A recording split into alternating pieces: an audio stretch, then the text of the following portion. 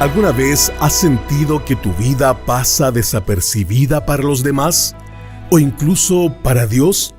Tal vez te has preguntado si tu nombre, tu historia o tu servicio tiene algún valor. Bienvenido a Sabiduría para el Corazón con el pastor Stephen Davey en la voz y adaptación de Daniel Cuquín. Hoy llegamos a un capítulo que, a simple vista, parece solo una lista larga de nombres, pero es mucho más que eso.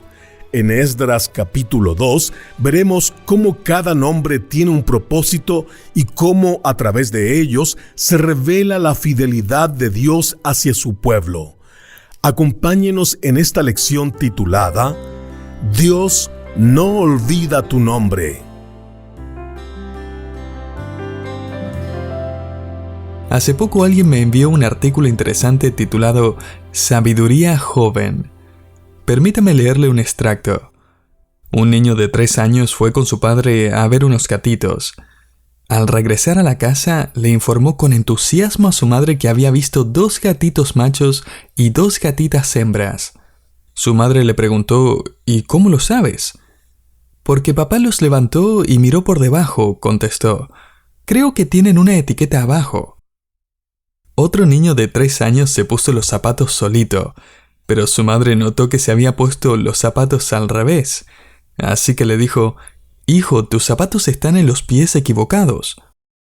Él la miró por un momento confundido y luego dijo, «Mamá, estoy seguro que estos son mis pies». En el primer día de clase, una maestra de jardín de infantes les informó a sus estudiantes las reglas del salón de clases. Les dijo, si alguien tiene que ir al baño, tiene que levantar 2 dedos. A lo que una vocecita desde el fondo preguntó, ¿y eso en qué me va a ayudar? Es divertido ver a los niños aprender y madurar de a poco, ¿no es así? A veces cometiendo errores inocentes. Y nosotros, querido creyente, hemos sido llamados a crecer y madurar en la fe, entre otras cosas, a través del ejemplo de otros en las páginas de la Escritura. Algunos nos brindan ejemplos buenos y otros malos, pero todos son para nuestra instrucción. En 1 Corintios 10:6 se nos dice que la historia de Israel debe servir de ejemplo para que nosotros hoy vivamos una vida que honre a Dios. Y luego 2 Timoteo 3 del 16 al 17 nos dice que toda la Escritura es útil para equipar al creyente para toda buena obra.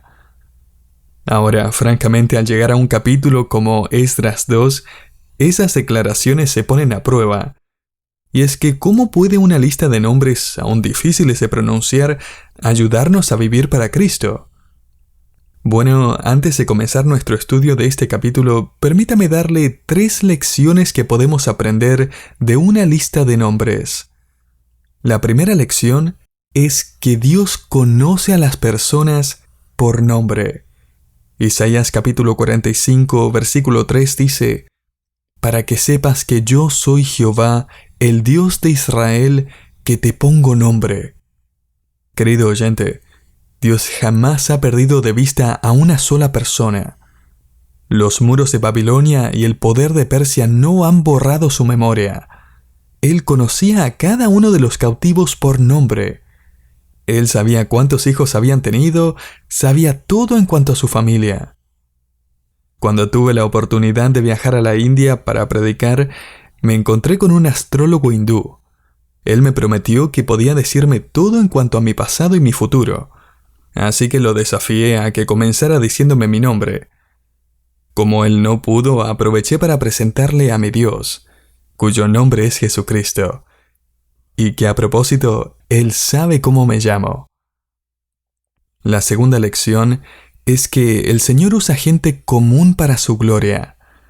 Personas comunes y corrientes que decidieron reconstruir el templo y luego reconstruirían la ciudad de Jerusalén. Estas eran personas que no poseían habilidades extraordinarias, pero que tenían una disposición extraordinaria.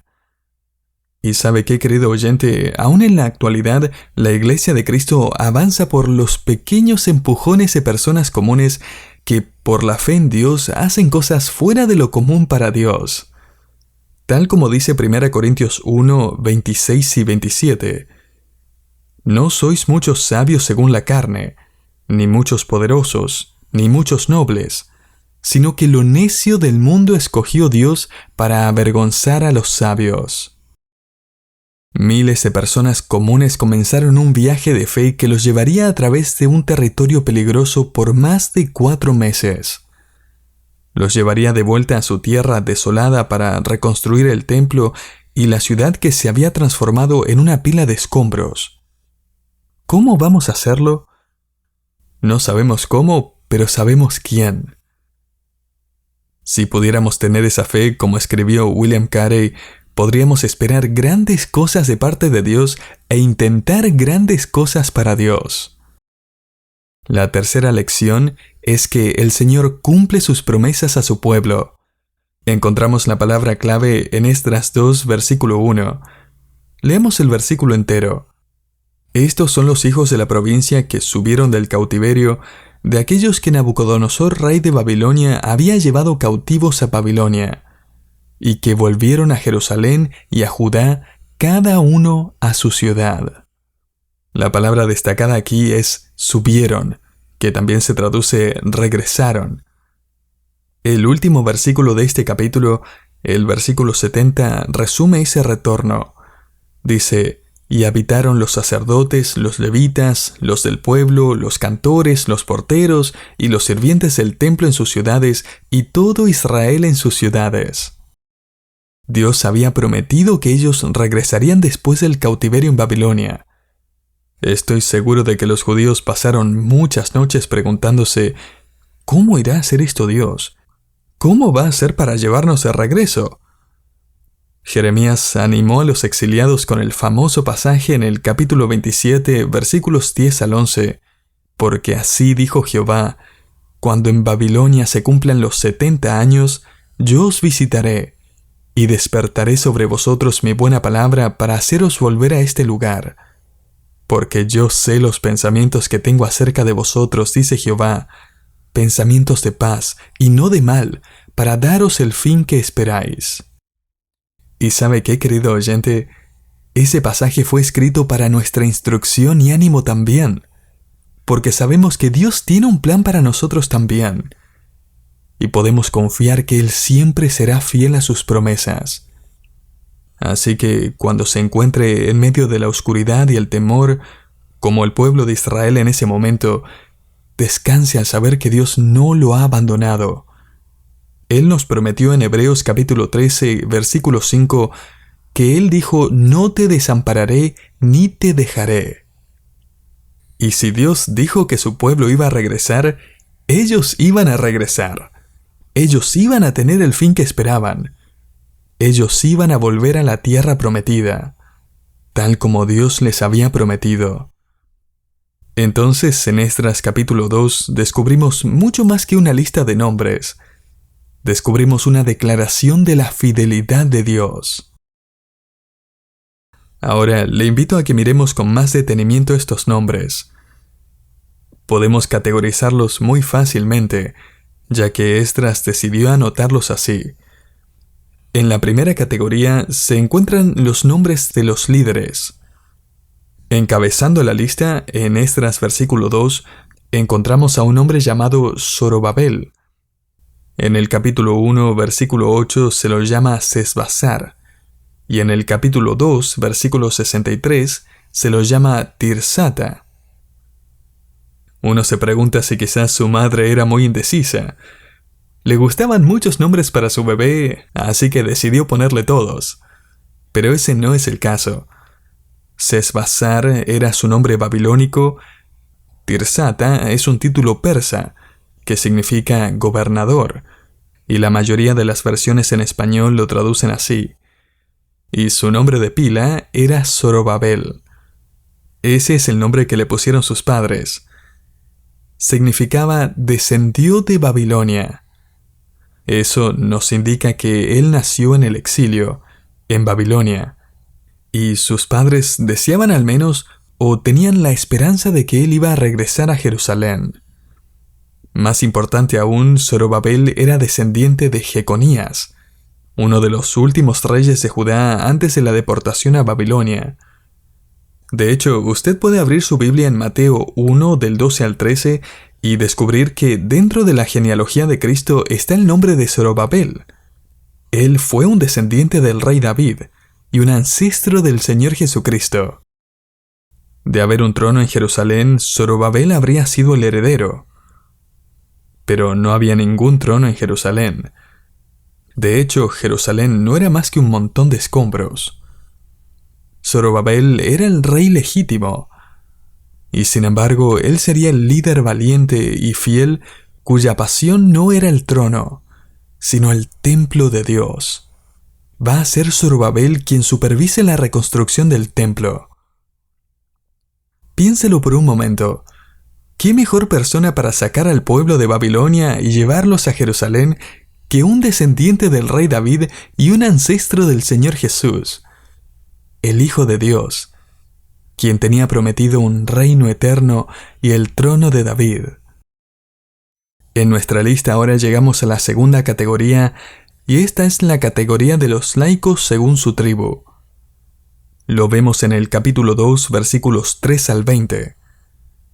Dice: los hijos de Parós, 2172, los hijos de Cefatías, 372, los hijos de Ara, 775, los hijos de Pahat Moab, de los hijos de Jesúa y de Joab, 2812, los hijos de Elam, 1254, los hijos de Satú, 945, los hijos de Sakai, 760, los hijos de Bani, 642, los hijos de Bebai, 623, los hijos de Asgad, 1222, los hijos de Adonicam, 666, los hijos de Bigvai, 2056, los hijos de Adín, 454, los hijos de Ater de Ezequías, 98, los hijos de Besai, 323, los hijos de Jora, 112, los hijos de Hasum, 223, los hijos de Gibar, 95.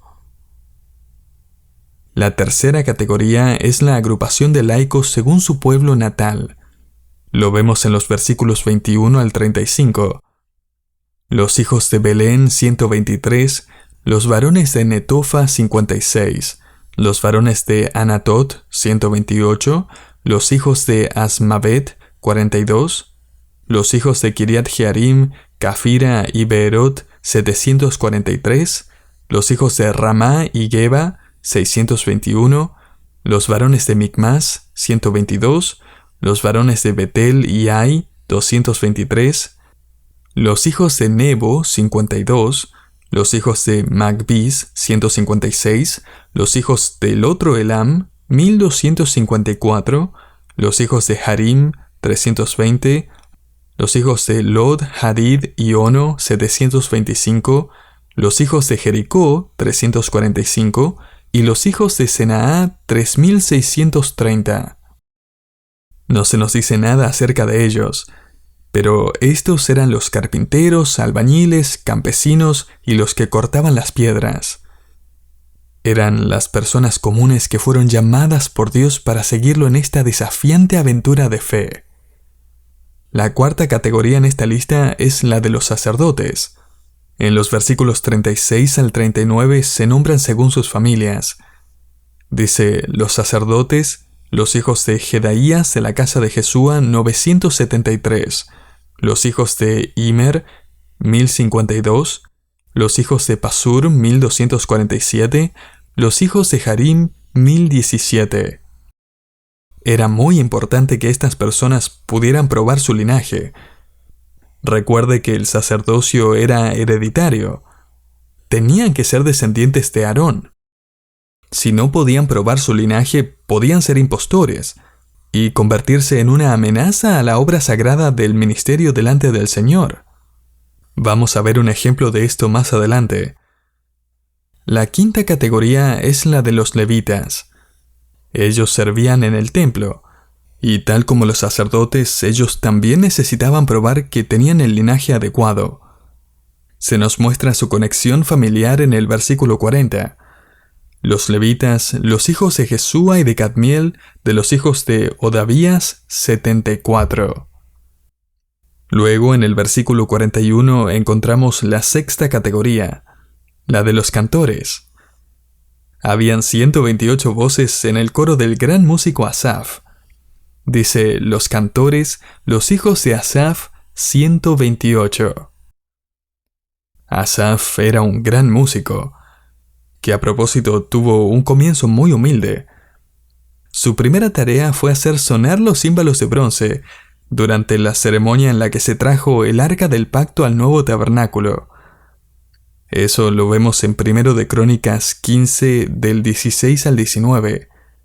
Luego, en el capítulo 16, versículos 4 y 5, David designó a Asaf para servir en la alabanza al Señor. Después, en el mismo capítulo, versículos 7 al 37, lo vemos liderando a Israel en una canción de adoración.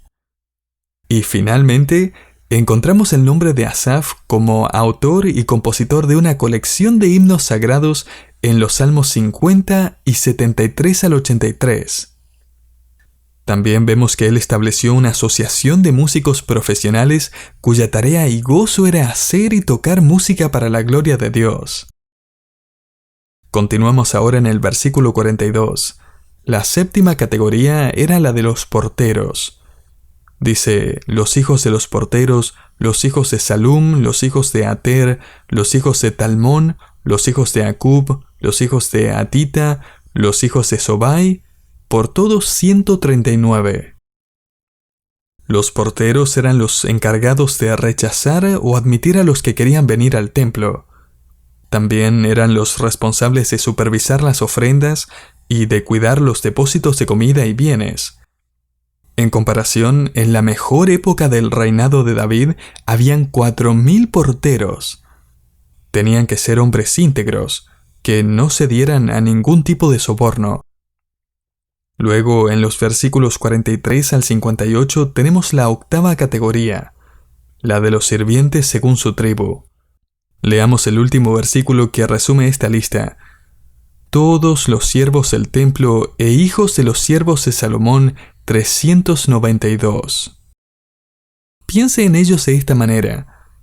Estos nombres representan tradición y habilidades transmitidas por más de 50 años. Escondido en esta lista está el principio de que Dios no solo preservó a su pueblo, sino que también preservó los propósitos que tenía para su pueblo. Finalmente, en los versículos 59 al 63 se nos da la novena categoría. Extranjeros que no podían probar un linaje judío o sacerdotes que no tenían un registro de su genealogía. Dice, estos fueron los que subieron de Tel-Mela, Tel-Harsa, Kerub, Adán e Imer, que no pudieron demostrar la casa de sus padres ni su linaje si eran de Israel. Los hijos de Delaía, los hijos de Tobías, los hijos de Necoda, 652.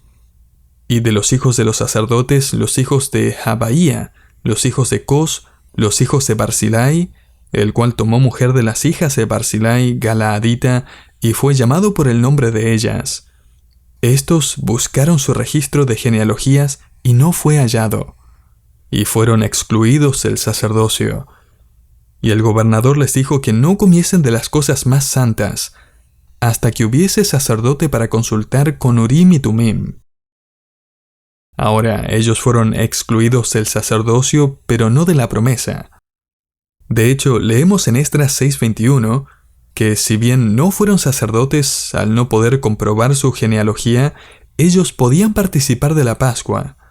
Ellos podían ser parte de la compañía de creyentes que habían depositado su fe en la sangre del Cordero, que muchísimos años atrás fue rociada en los postes y dinteles de las puertas para liberarlos del ángel de la muerte. Y querido oyente, en la actualidad, no importa de qué linaje o nación sea usted, si ha depositado su fe en el Cordero de Dios que quita el pecado del mundo como su Salvador personal, usted también puede cantar la canción de redención. Aquí le doy un par de consejos a aquellos que están interesados en sumarse a Asaf para cantar alabanzas a Dios. En primer lugar, se necesita un compromiso de fe para crear música para el alma. Una de las características de los creyentes en esta era de la iglesia es que cantan. Por ejemplo, se le dice a la iglesia en Efesios 5:19 y también en Colosenses 3:16 que debemos cantar canciones con nuestros labios y corazones al Señor. Me encanta la mención aquí de los porteros y de los cantores porque su fe es evidente. Aquí tenemos a un grupo de porteros, pero aún no hay puertas para cuidar. Leemos de un grupo de cantores, pero aún no había un templo donde cantar. Si Dios no cumplía su palabra, no habría nada de qué cantar en el futuro. Un autor lo expresó de esta manera: fe es descansar en el hecho que Dios tiene un propósito al dejarme en el planeta Tierra, incluso cuando me siento inservible para Él y una carga para los demás. ¿Sabe qué? Parecía inútil ser cantor o portero en aquellos días. Parecía una pérdida de tiempo mantener la tradición familiar.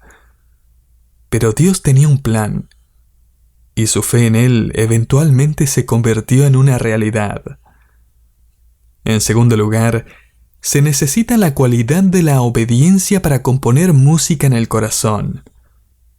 Uno casi puede escuchar la melodía y sentir la expectación de estas personas que han sido obedientes y regresaron.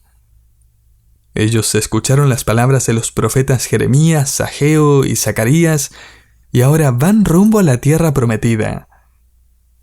Y le aseguro que su tiempo en Babilonia no fue un tiempo para cantar. No se compusieron más canciones. ¿Cómo lo sabemos? Le invito a leer el Salmo 137. Allí dice que junto a los ríos de Babilonia, allí nos sentábamos y aún llorábamos, acordándonos de Sión.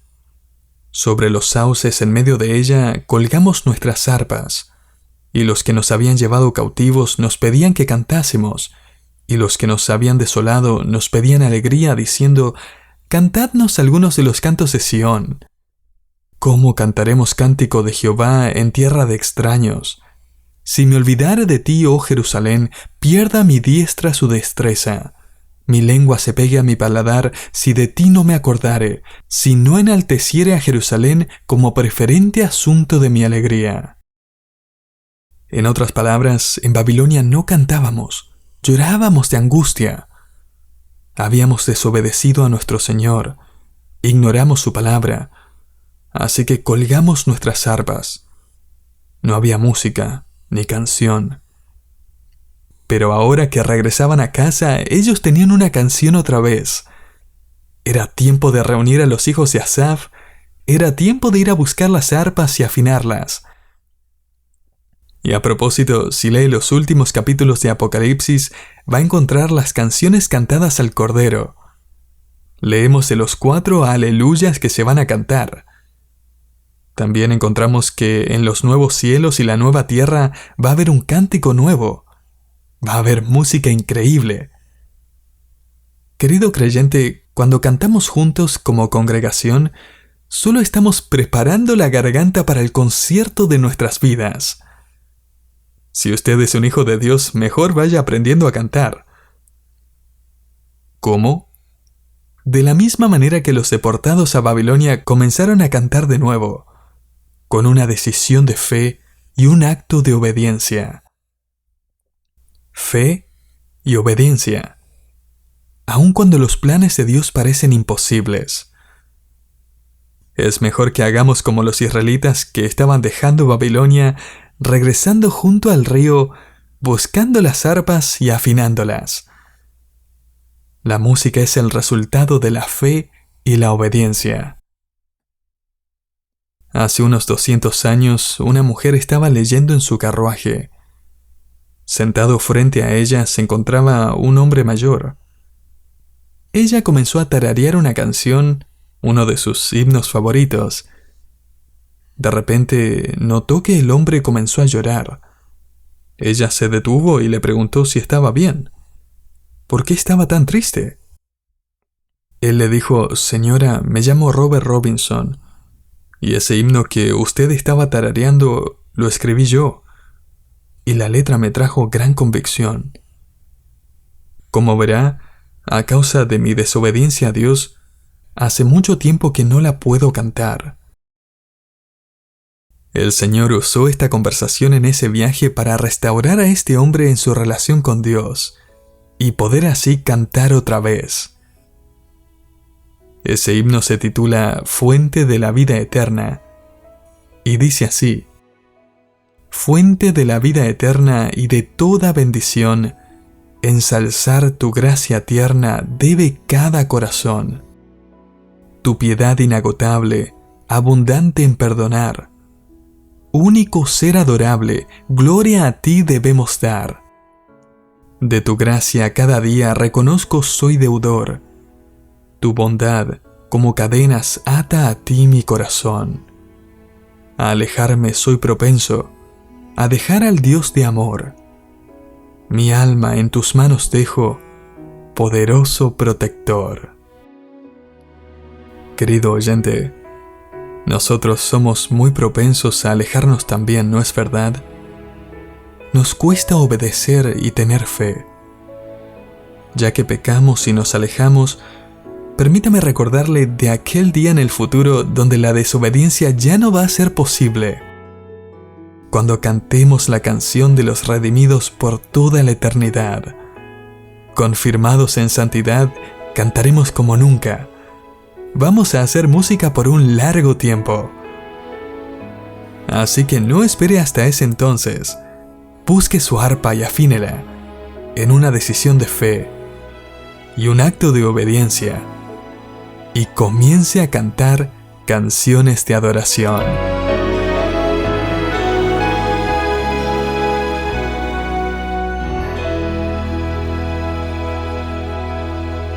Lo que parecía una simple lista en Esdras capítulo 2 resultó ser una declaración profunda de la fidelidad de Dios. Gracias por acompañarnos en Sabiduría para el Corazón, una producción del Ministerio Sabiduría Internacional. Hoy escuchamos el programa Dios no olvida tu nombre, parte de la serie Bajo la buena mano de Dios, basada en el libro de Esdras. Si este mensaje te ayudó a recordar que Dios conoce tu historia y no se olvida de ti, quizás te gustaría seguir profundizando en su palabra durante la semana. Conviértete en parte de nuestro grupo de amigos de sabiduría, suscribiéndote a nuestra lista de correo electrónico en sabiduriainternacional.org, y cada semana recibirás artículos, enseñanzas y reflexiones que te acompañarán en tu caminar con Cristo. Soy Hugo Zúñiga y nos encontramos en el próximo programa.